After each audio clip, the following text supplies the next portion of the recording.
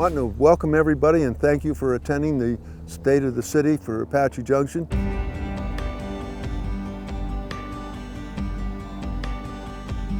You're with me today out here at Superstition Basin, which is a water retention area. We partnered with the county, Pinal County, to help us fund this.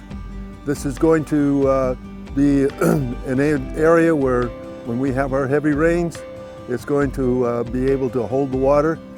Actually, some of it's going to be getting into the aquifer from right here instead of flowing through the city and out.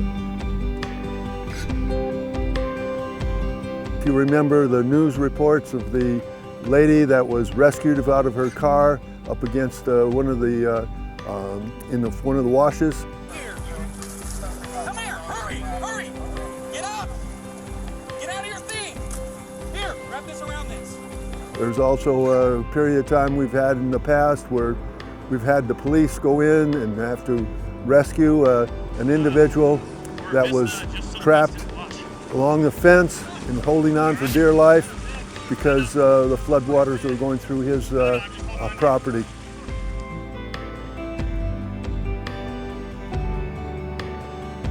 The water retention basin at the Weeks Wash, which is on the northern edge of the city, is still in the planning aspects on it.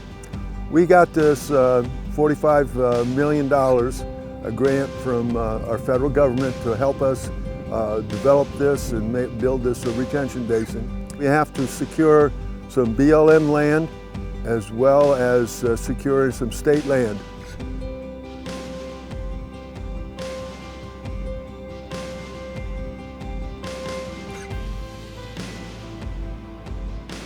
One of my prime goals is to get the Weeks Wash retention basin under construction and breaking ground and get it going.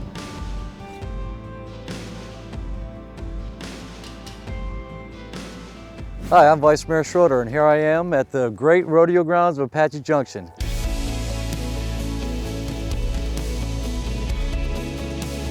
Right now it looks a little desolate, but I'll tell you what, in a few weeks this place is going to be going crazy.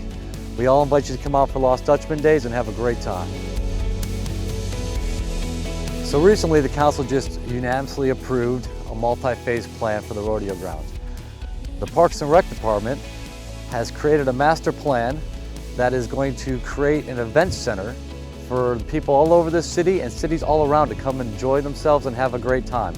It's going to include more bleachers, covered stalls, a stage, AV, infrastructure upgrades, everything that you would possibly need to have this to be a premier event center.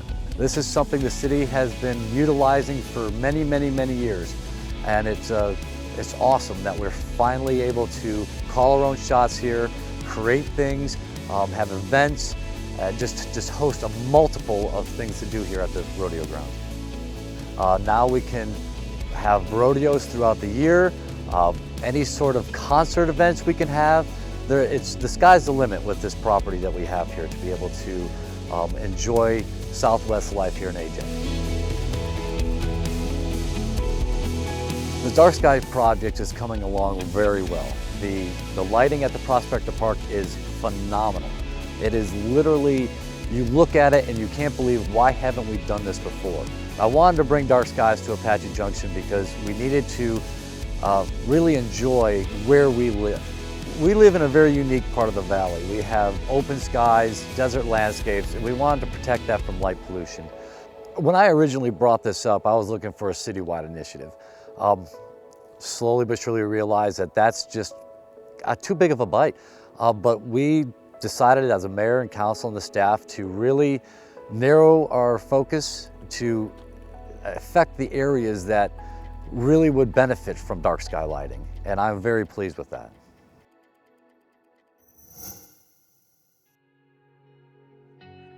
Good evening, everyone. Tess Nesser, Apache Junction City Council. We're here at the Superstition Mountain campus of Central Arizona College. Apache Junction is growing. And instead, I look at it personally that instead of sending our students out of Apache Junction to have to go to either Mesa Community College, EVIT, or even the CAC campus down in Coolidge. Why aren't we training them here in Apache Junction for jobs here in Apache Junction? So the college has expanded. This expansion will allow for allied health classes and skilled trade classes. Some of these classes are nursing assistants, pharmacy, phlebotomy, medical assistants, radiology, sonography. The trades that they'll be able to expand to are mechanical, electrical, plumbing, ceramic, and arts. CAC has partnered with the Arizona Governor's Office called the Workforce Development Program. And working with that program with LG Energy Solutions, in this new plant that LG has built, this will create jobs for our residents here at Apache Junction. So they need to be trained to get these jobs. And these are for engineers and technicians for production jobs, processing, equipment technology, and quality control. And that will provide jobs for hundreds of Apache Junction residents. The skilled trades on my list are extremely important. We need electricians, we need plumbers, you name it, the jobs are going to be there. And the pay is usually very good money. So we need students to look at the skilled trades and not just believe that they have to have an academic education.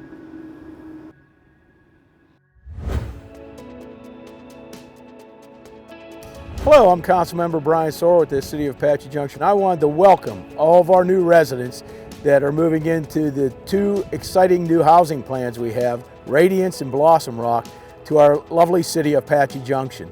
And I'd like to talk today about some of the exciting programs and things that are going on that we are bringing to the city to help our new residents fit in with our old residents that are up north of the freeway. We have several new city parks and they're open to all residents, which is really exciting. Now at Blossom Rock we have Painted Sky Park, which has a 1.5 acre lake, which is a catch and release.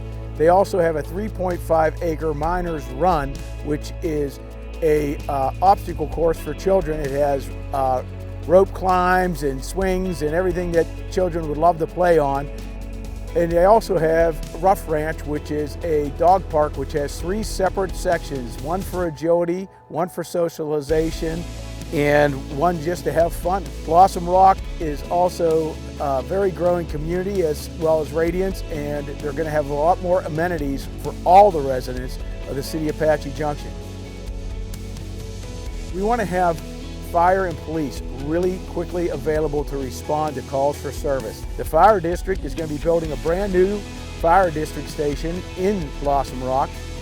We also have plans to bring a police substation down here that's going to be really quick to get to Blossom Rock and Radiance residents whenever they need help. And the library is also going to be building a facility down here to help bring the library resources to this area also.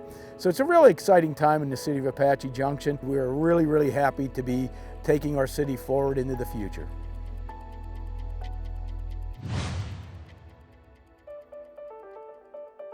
So hi, my name is Bambi Johnson, and I am very proud to say that I am one of your city council members.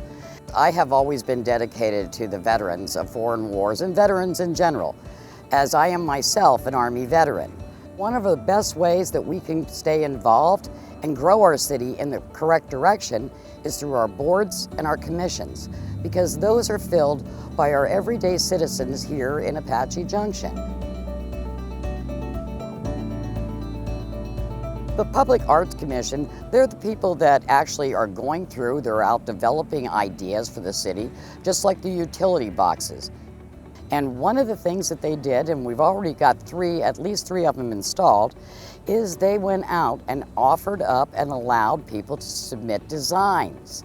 And these young artists are the ones who designed these beautiful wraps that you see on some of the areas out here. Those Parks and Rec Board That is one of our strongest boards. People are fighting and clamoring to get on that board. Why? Let's face it, just the name, Parks and Rec. Who doesn't want a fun time?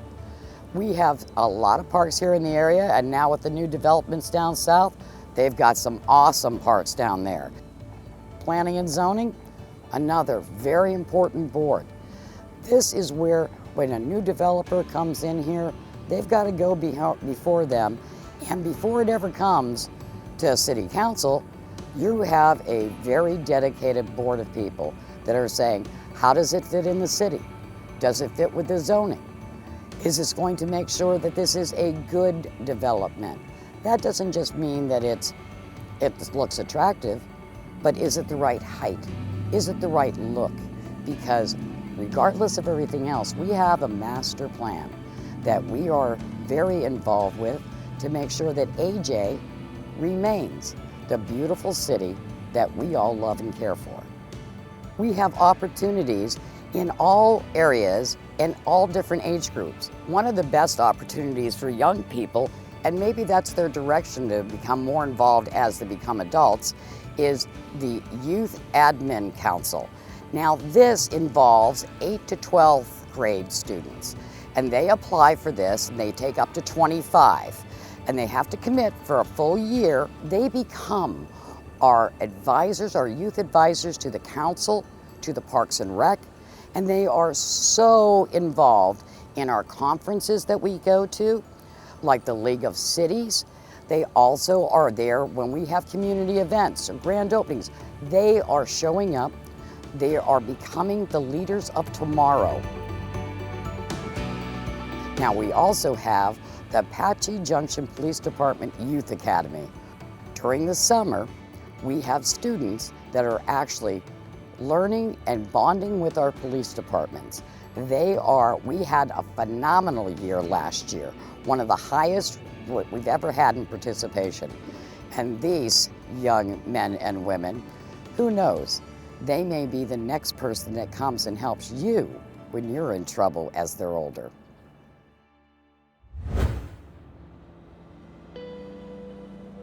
My name is Peter Heck, and I'm a member of the City Council here in Apache Junction. And we are at this beautiful location here that used to be the site of the Grand Hotel, which is iconic in nature just because it was really the focal point of Apache Junction years ago. The city developed this master plan back in 2020, and it included and focused heavily on the downtown core. So, you look back a year ago, we were looking at areas and parts of the downtown core that could be explored for development. This land, this site behind me, was an ideal location. It provides access from residents. It's part of our downtown core, and it brings with it, along with it, that iconic nature, having been part of the Grand Hotel. Fast forward 1 year, we had the opportunity, and we have since completed the purchase of the 10 acres of this land behind me. So now we have the opportunity to explore how we can take advantage of this site to make it a venue that will be appealing and welcoming to the residents of this city. I am pleased that our economic development team took advantage of the opportunity to look at how we could utilize this site.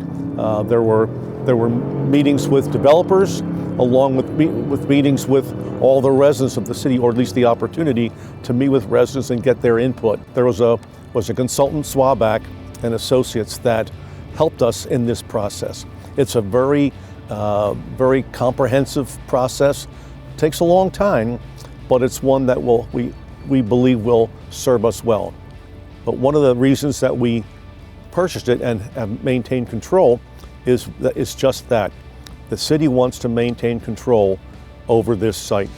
The city has, and it's part of its master plan, a vision for this area that includes restaurants, shops, entertainment venues. If they sold this site to a real estate developer, we would lose that control. We wouldn't have the opportunity to approve businesses that would come and set up here on this site. And that isn't something that we think would be necessarily be in our best interest.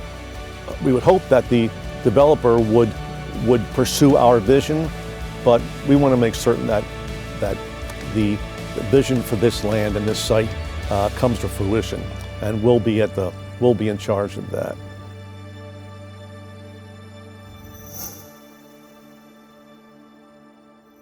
Well, good evening, everyone. My name is Darrell Cross, City Councilman for Apache Junction here, and welcome to the State of the City address.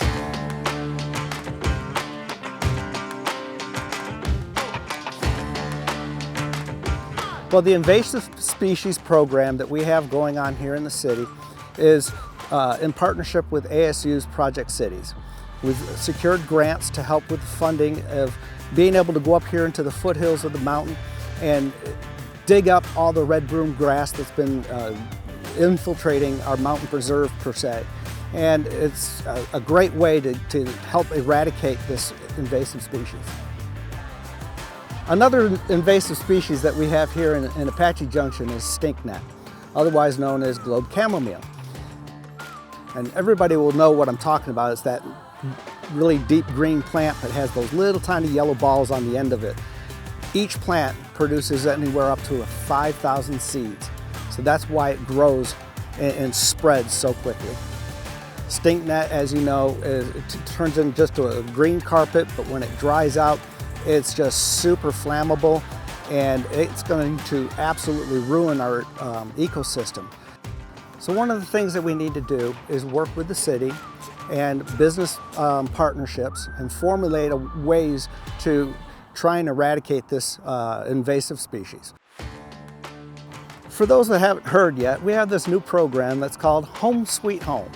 What this is a program in which you can go to the city with and request a set of pre-drawn blueprints, complete set of plans with everything that's needed to build a home, from a 1-bedroom to a 2-bedroom to a 3-bedroom.